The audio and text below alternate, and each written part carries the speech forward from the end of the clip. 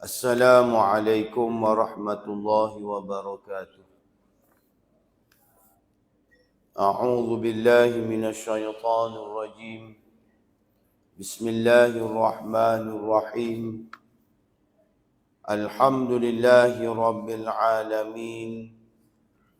Wassalatu wassalamu ala asyrafil anbiya'i wal mursalin. Sayyidina Muhammad wa ala alihi wa sahbihi ajma'in. Subhanaka la ilma lana illa ma 'allamtana innaka antal alimul hakim. Wa la hawla wa la quwwata illa billahil aliyyil azim.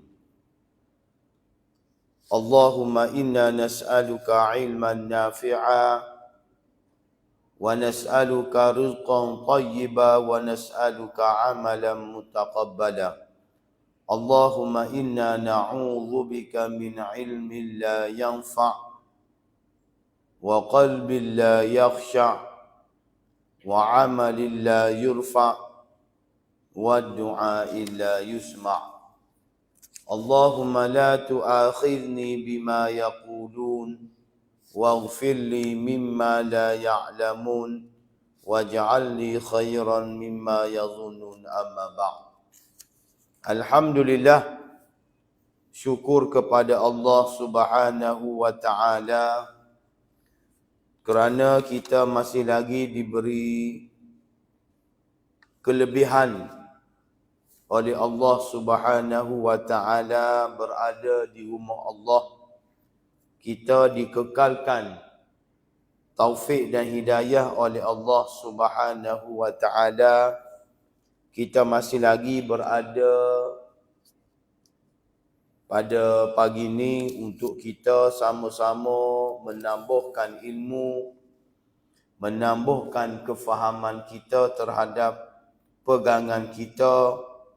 Mudah-mudahan pertemuan kita pada pagi ini diberkati dan dirahmati oleh Allah Subhanahu wa taala. Sejarah telah membuktikan kepada kita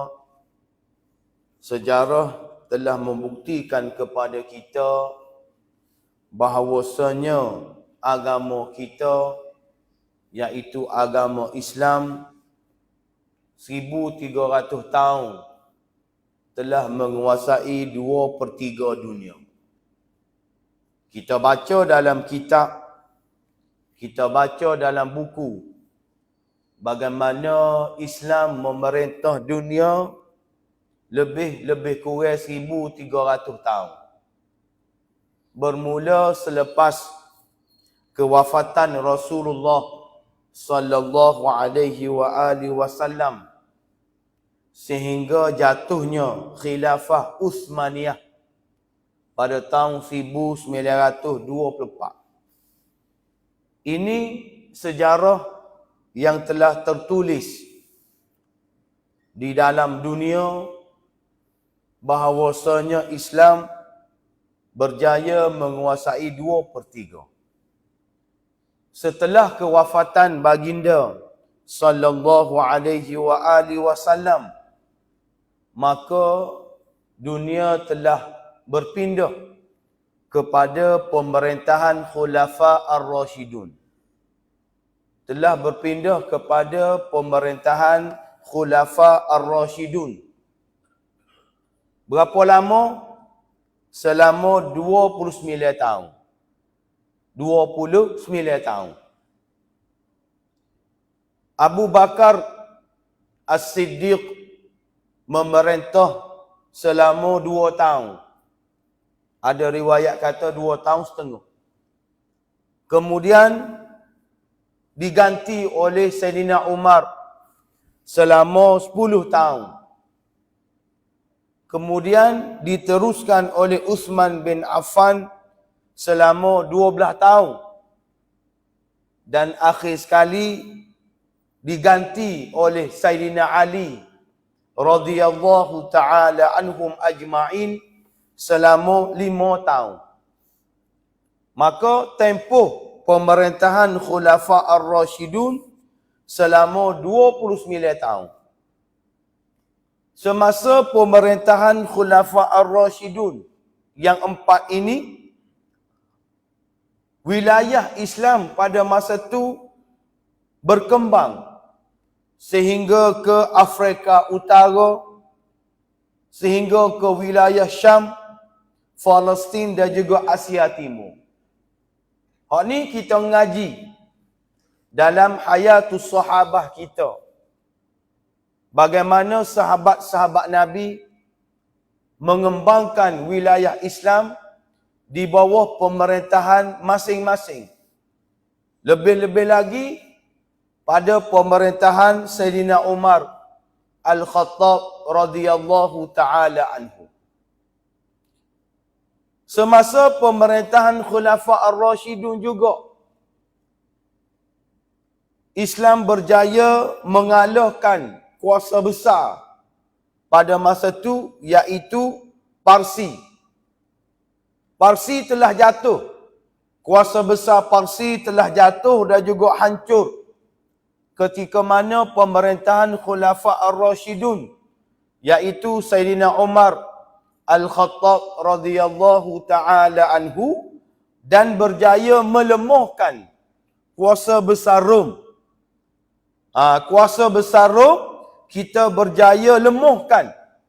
Manakala kuasa besar Parsi pada masa itu berjaya dikalahkan oleh pemerintahan Khulafa Ar-Rashidun, iaitu Sayyidina Umar Al-Khattab radhiyallahu ta'ala anhu.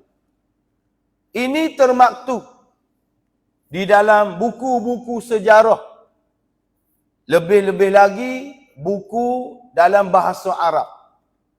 Kita bacalah mana-mana buku, maka mereka ataupun penulis menjelaskan dengan jelas pemerintahan Khulafa Ar-Rashidun yang telah berjaya memimpin selama 29 tahun.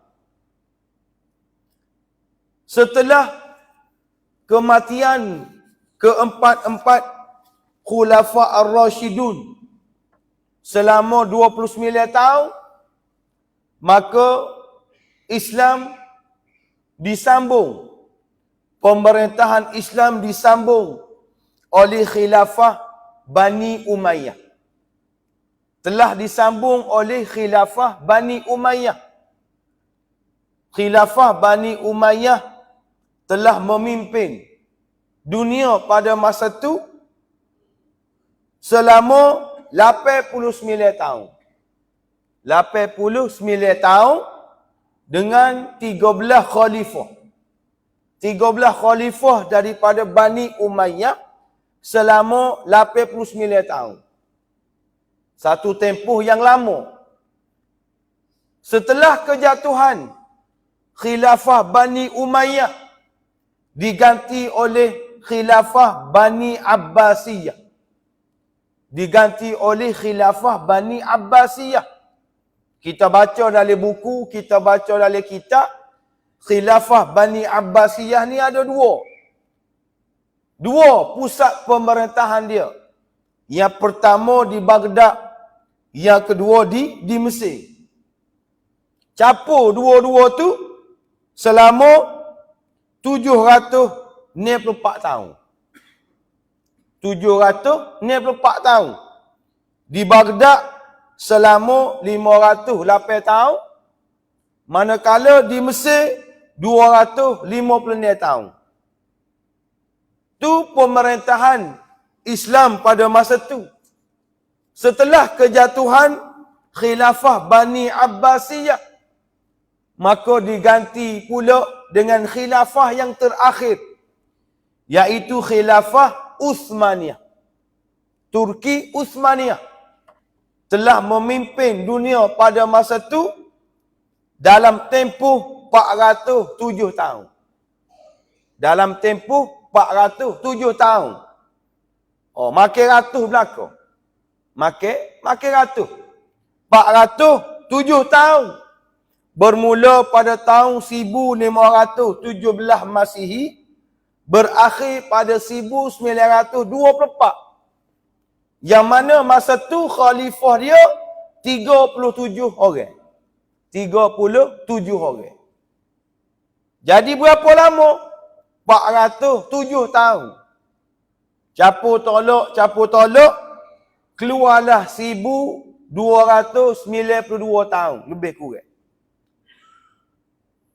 1292. Bermula setelah kewafatan Rasulullah sallallahu alaihi wasallam, sehingga mana jatuhnya khilafah Turki Uthmaniyah 1924.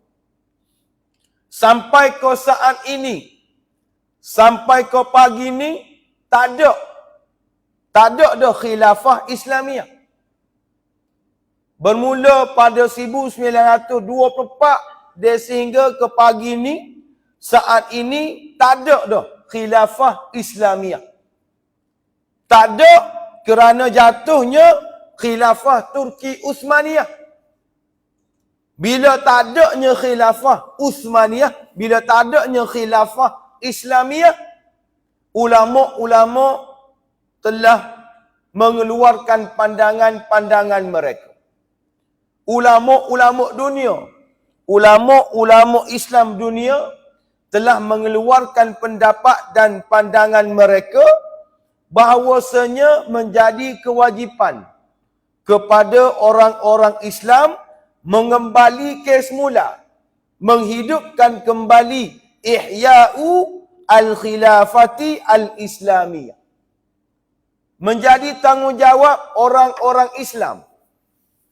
Selagi mana muni semaya, selagi mana muni puasa, keluar zakat, di Mekah, sekiranya mampu, orang Islam lah.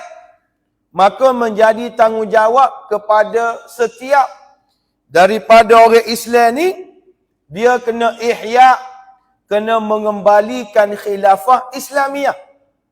Kerana itu tanggungjawab orang-orang Islam. Ini pendapat ulama-ulama dunia.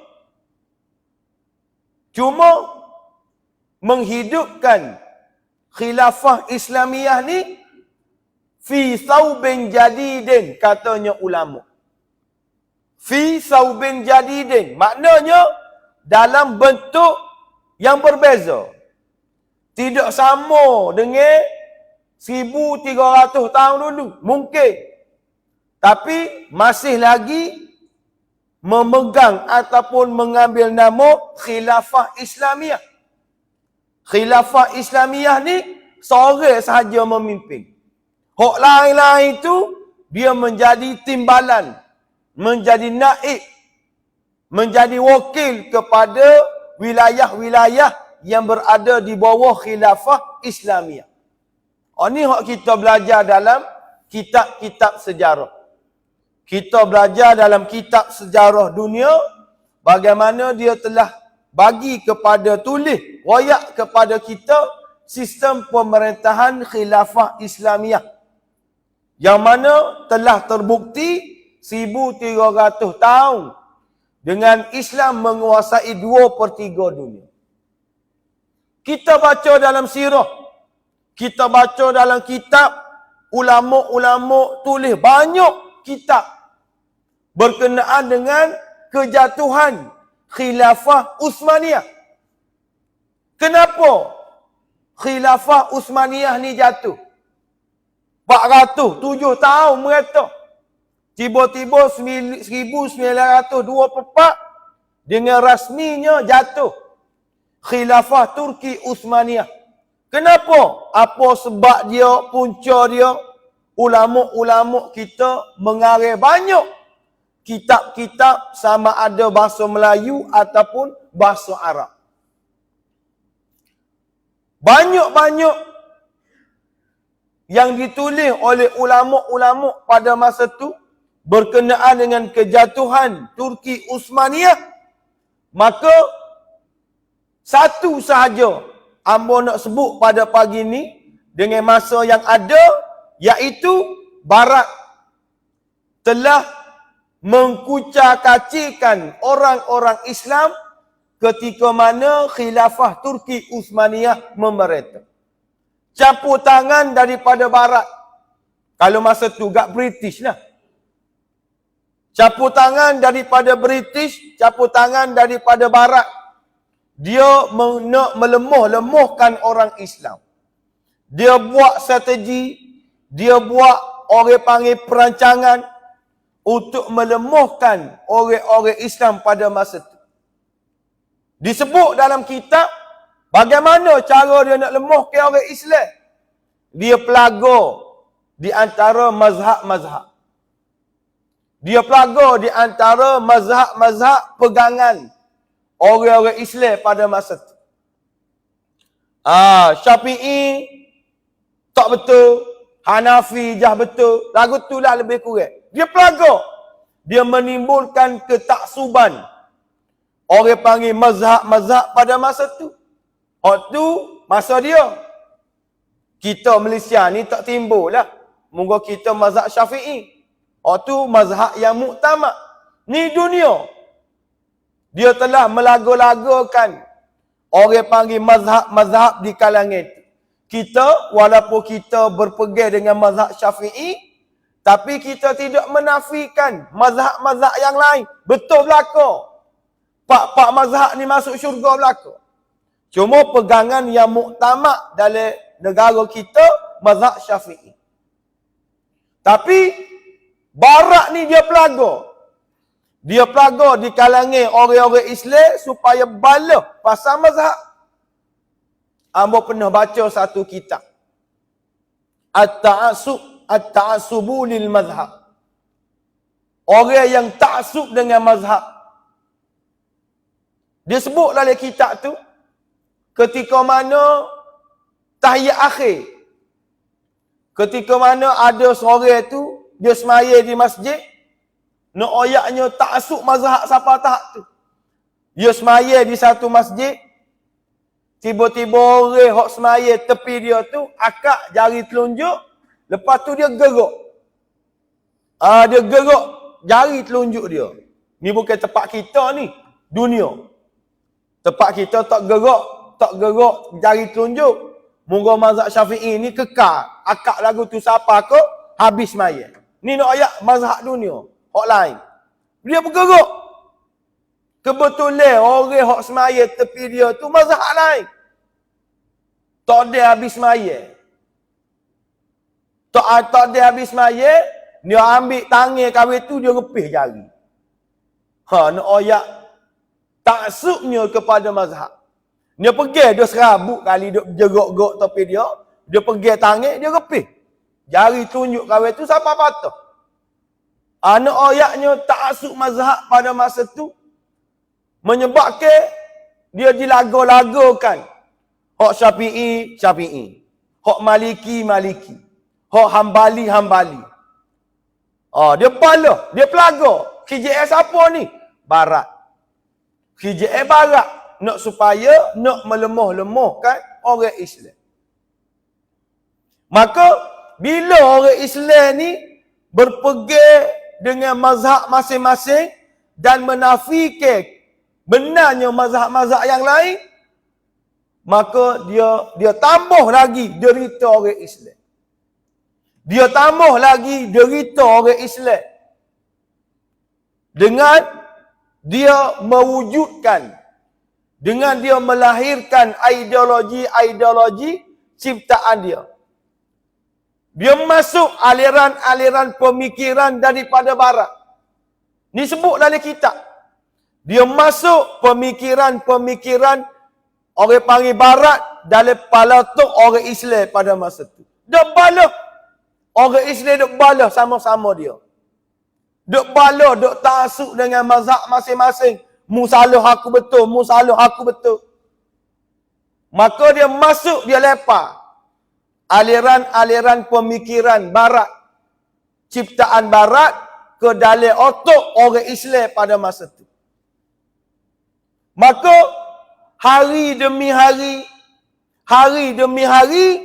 maka orang Islam ni hilang dah pegangan dia kepada agama Islam. Dia berminat. Dia suka dengan ideologi ciptaan manusia. Macam-macam lah.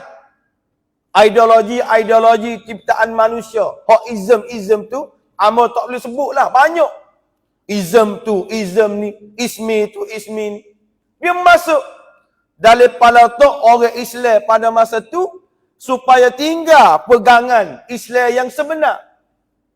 Sebab ideologi barat ni pegangan dia mudah. Pegangan dia mudah. Tak sakit kepala, mudah. Abang akan sebut lepas pada ni. Bila orang Islam ni meninggalkan ajaran Islam yang sebenar dan berpegang kepada aliran pemikiran barat, aliran pemikiran yang diciptakan oleh barat, maka orang Islam semakin lemah. Orang Islam semakin lemah. Bila orang Islam semakin lemah, maka dia tambah lagi masalah, dia tambah lagi ujian kepada orang Islam, iaitu barat. Dia telah melahirkan ulama-ulama dia. Barat ni dia ada ulama dia. Ulama dia ada. Ulama-ulama keluaran daripada barat. Nak suruh orang Islam ni semakin pecah lagi. Dah lah pecah dengan berpegang dengan mazhab, orang panggil ideologi masing-masing. Ideologi barat. Dia tambah lagi masalah. Ujian kepada orang Islam tu dengan dia melahirkan ulama-ulama keluaran barat. Ustaz-ustaz keluaran barat. Dia nak suruh biar hok kecek ni ustaz. Hok kecek benda lagu ni tok guru. Hok kecek benda lagu ni orang hok ngaji agama. Orang awal akan percaya. Orang kampung akan percaya. Ustaz kecek lagu tu. Tok guru kecek lagu tu. Ikutlah nama-nama gapo, tapi hok kecek benda-benda lagu ninya adalah daripada keluaran barat. Hak ni bukan fitnah. Bukan tuduhan.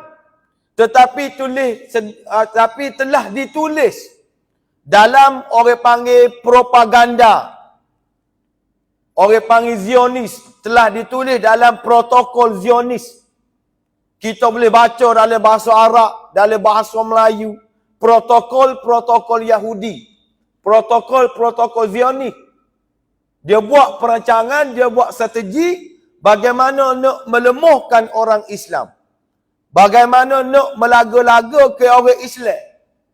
Dia tahu bila orang Islam ni pecah, bila orang Islam ni tidak berpegang dengan agama dia, tidak berpegang dengan Islam yang sebenar, dia akan jadi lemah. Sebagaimana kuatnya Nabi, kuatnya sahabat-sahabat, kuatnya Khulafa Ar-Rasyidun, sebab mereka tidak takut kepada mati. Kerana apa tak takut kepada mati? Kerana mereka berpegang dengan ajaran Islam yang sebenar. Kerana mereka berpegang dengan orang panggil ajaran Islam yang betul. Maka barat ni dia mengeluarkan orang panggil produk. Dia mengeluarkan ustaz-ustaz ataupun ulama-ulama daripada keluaran barat. Dalam kitab hok amo bawa, dia kata perancangan barat ni id'afu duwariddin fi hayatil muslimin wa nashru anmatil hayatil amrikiyah bainahum. Dia nak melemahkan peranan agama dalam kehidupan orang-orang Islam. Ni kerjaan dia.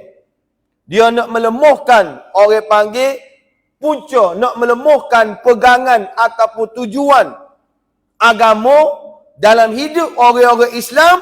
Bagaimana dia buat? Dia buat daurah. Dia buat orang panggil apa? Kursu. Dia buat tamrin. Tadribiyah li syuyukhi fi Washington. Dia telah buat tamrin. Dia telah buat kursu selama 6 bulan. Dia buat kursus selama 6 bulan. Siapa dia hak terlibat? Wa yaltahiqu biha. Hak terlibatnya situ mi'ah. 900 orang. Khamsatu mi'ah. 500 orang hingga 900 orang. Minad du'ati wa rijaliddin al-misriyin. 500 orang hingga 900 orang. Orang-orang yang ngaji agama. Orang-orang yang ngaji agama di Mesir. Di Mesir ni, al-misriyin, di Mesir. Dia ambil 500 hingga 900 orang yang ngaji agama, ustaz-ustaz yang ngaji agama di Mesir. Dia buat kursus. 3 bulan salah satu ashhur fi Washington. 3 bulan di Washington. Wa salah satu ashhur ukhra fil Qahirah. Dia 3 bulan di Qahirah, di Mesir. 6 bulan. Dia buat kursus, dia buat tamrin. 6 bulan untuk 500 hingga 900 orang. Ulama-ulama, orang-orang ngaji agama yang terpilih oleh Barat untuk buat apa? Untuk buat kursus. Bayarlah. Naqib dia ataupun tok guru dia ni Barat. Dia tamrin orang yang ngaji agama. Dia tamrin orang yang ngaji agama, ada latar belakang agama selama 6 bulan. Maka 6 bulan dia keluar daripada agama, keluar daripada kursus tadi, maka dia akan ajar kepada 6 orang pula dah. 500 hingga 900 orang ni supaya kecek benda yang sama.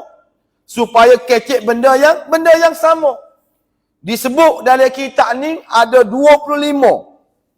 Ada 25 benda yang akan disebut oleh mereka-mereka yang keluar daripada tamrin tersebut. Dia akan kecek 25 perkara dia telah sebut.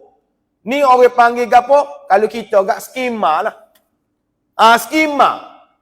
Skema hak keluar daripada daurah ni, hak keluar daripada tamrin ni, dia kena kecek atas perkara 25 perkara. Dia sebut sini, yang pertama, huwal islamul ladzi yurakkizu ala sya'air at-ta'abbudiyah min salatin wa siyamin wa zakatin wa hajjin wa zikrillah.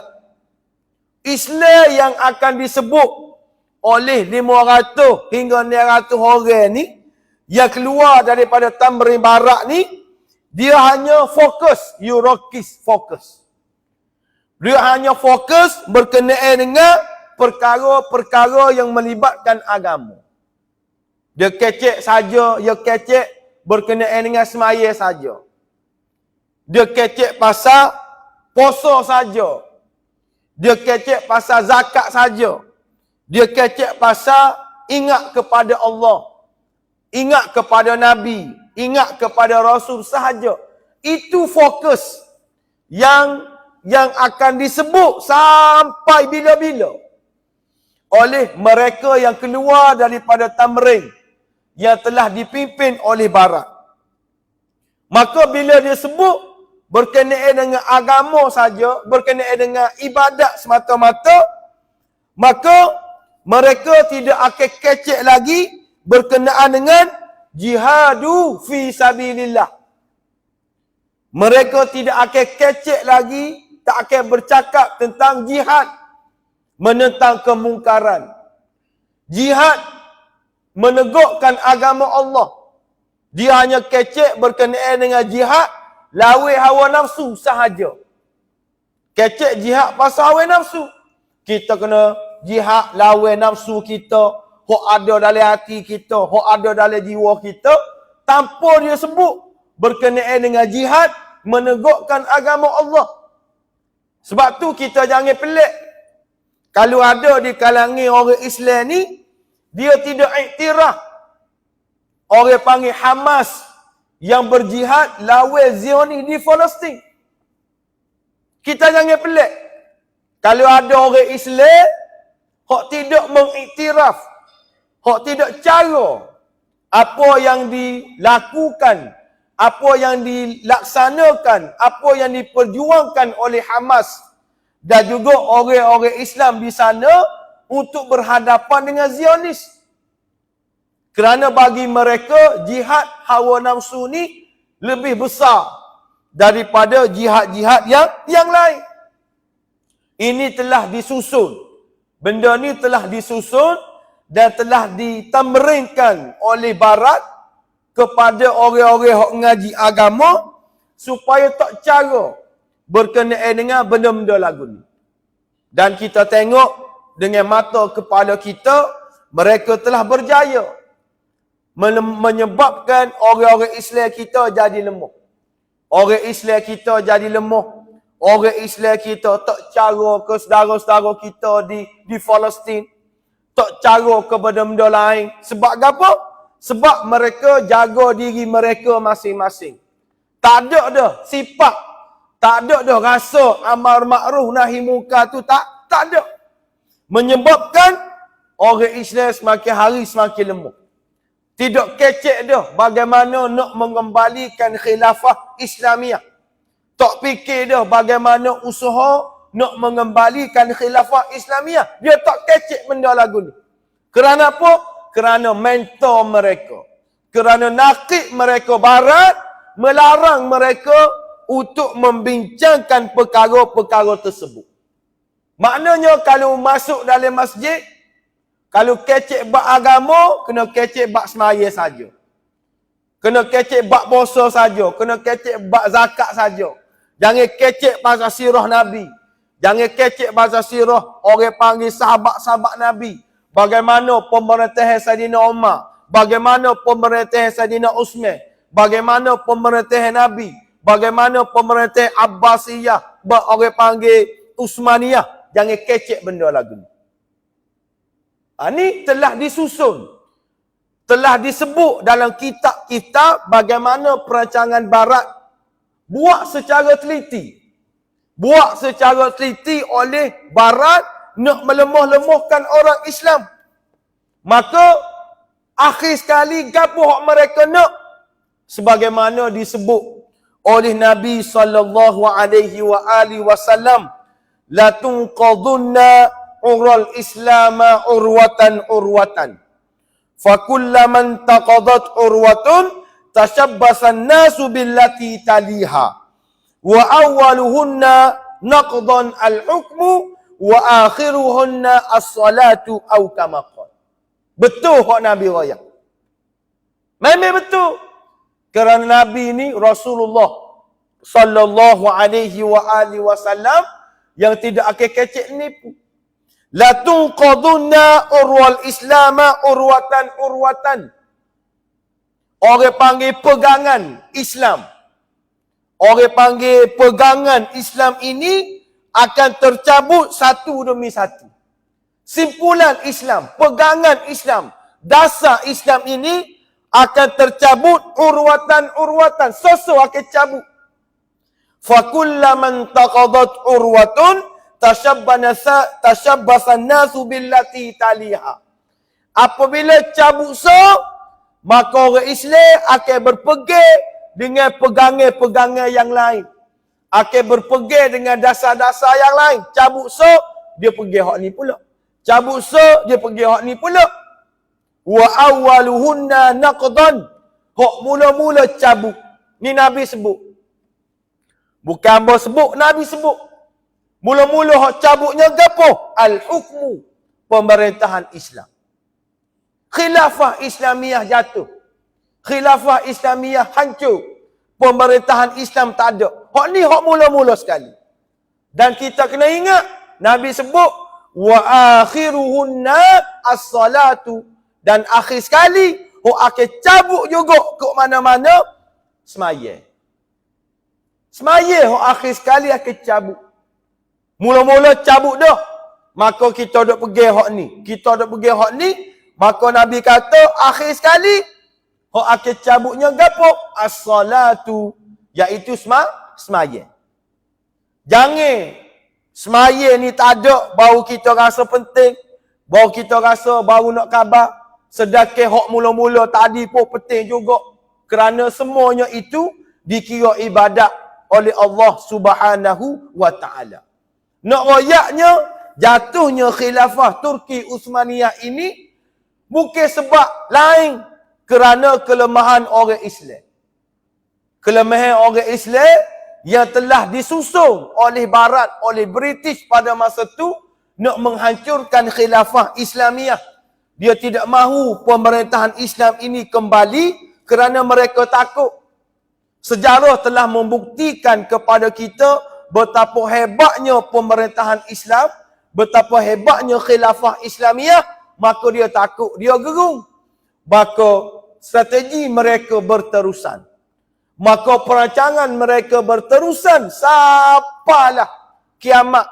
Selagi mana Islam ada di atas muka bumi ni, selagi mana Islam, selagi mana semaya hak Nabi kata tak cabut, selagi itulah dia akan berusaha, dia akan buatlah gapo-gapo pun perancangan mereka, strategi mereka untuk melemahkan umat Islam, untuk melaga-lagakan orang Islam. Maka sebab tu kita orang Islam ni, kita kena khabar, kita kena tahu dan juga kita kena sedar. Barat sedang buat perkara-perkara ini kepada kita, maka kita mesti bangkit. Kita mesti bangkit dan juga kita sedar untuk kita pertahankan agama kita pertahankan dasar agama kita, supaya kita tidak menjadi orang Kelantan panggil wok ye. Kita tak jadi tali barut untuk menggagalkan Islam, untuk melemahkan Islam. Cukup setakat tu dulu. Aku qali hadza, astaghfirullahal azim li wa lakum. Wassalamualaikum warahmatullahi wabarakatuh. A'udzu billahi minasyaitonir rajim. Bismillahirrahmanirrahim. Alhamdulillahi rabbil alamin, wassalatu wassalamu ala asyrafil anbiya'i wal mursalin sayyidina Muhammad wa ala alihi wa sahbihi ajma'in. Allahumma khtim lana bihusnil khatimah wa la takhtim alaina bisu'il khatimah. Rabbana atina fid dunya hasanah wa fil akhirati hasanah wa qina azaban nar. Wa sallallahu ala sayyidina Muhammad wa ala alihi wa sahbihi wa baraka wa sallam. Wa akhiru da'wana alhamdulillahi rabbil alamin.